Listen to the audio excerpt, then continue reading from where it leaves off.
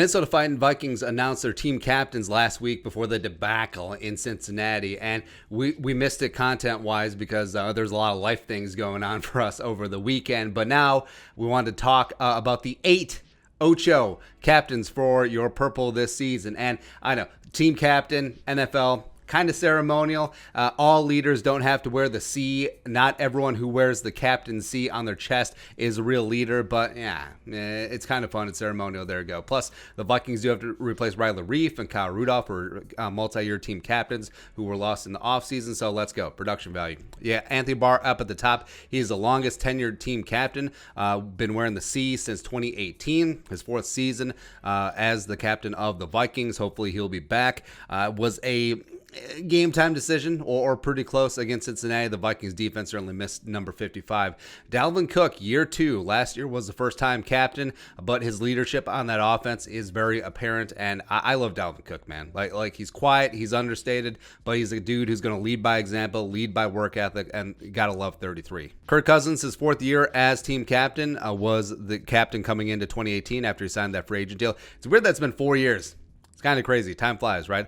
But also, it's weird to have your quarterback not be the captain. And yes, for all the ish that people do talk about Kirk Cousins, I think that he is the guy that has to be the leader on that offense. Even though, how many captains do you have on offense? You have 5? That's a lot. Seems like a lot. CJ Ham, hammer time. First-time team captain. He is the guy leading the way for Dalvin Cook. He's loquacious. I love me some CJ Ham. He is a true blue leader of men. He's the kind of guy that will do anything for the team. Because remember, at Augustana, he was a hell of a tailback, man. Just carrying it for the Augustana Vikings. But he switched to fullback. He added some weight and does all the dirty work that makes his running game sing. Speaking of the dirty work, Brian O'Neill, the real deal Brian O'Neill. He got paid. Also, it's his first year as team captain, and you know he's not the rah-rah sis boom ba guy, but maybe he took some leadership cues from Riley Reif, where he's the understated professional, just a guy who comes in, does the work, and just leads by example. I think 75 does that a lot. Cornerback Patrick Peterson was a multi-year captain with the Arizona Cardinals. He's already made an impact in that cornerback room. I think that he is a natural leader. I think that he's an elder statesman that a lot of the young guys will turn to get good advice, to get inspiration, to learn how to be a professional. So it only makes sense that he is a captain this season. Also, Harrison Smith. Again, he's one of those guys where for many years he was never a captain. Last year was his first season, but he was a captain in everything but title, right? So no one ever thought that, oh, well, 22 is not a real leader because he doesn't wear the captaincy. Baloney.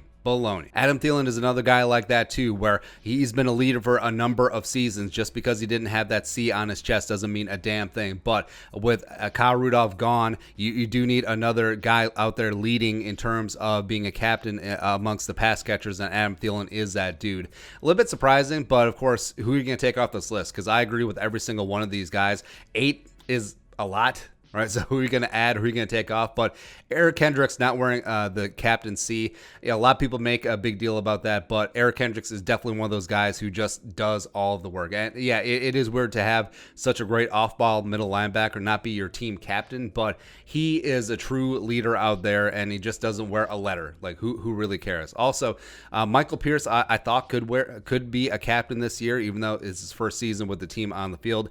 Diesel Dalvin Tomlinson was the captain with the Giants before coming over. I think eventually he will be named a team captain. You could have had Everson Griffin. Everson was a multi-year captain before he left the Vikings last season, but no C this time around, as well as Danielle Hunter. Like it could make sense. Danielle in a revised contract year, Rages bringing on back. Just he is the leader. Yeah, he is the leader. But you know something about the leaders on the Vikings and the captains this time around is that none of them are really the vocal dudes. They're not the guys that are out there yelling on the field. They're certainly not on the level of Everson in terms of leadership style, but they all get it done. They all get it done in their own way, and I think that's going to be really key as the Vikings face some early adversity after laying an egg in Cincinnati and then just getting right at the end. So it is going to be a big factor going forward. And that's it. That's taking a look at the Vikings captains in 2021. What are your thoughts on our thoughts? Let us know in the comment section below. Subscribe for daily Vikings takes. Want to support that work? Pull those on the Venmo. But until next time, Skol, production value.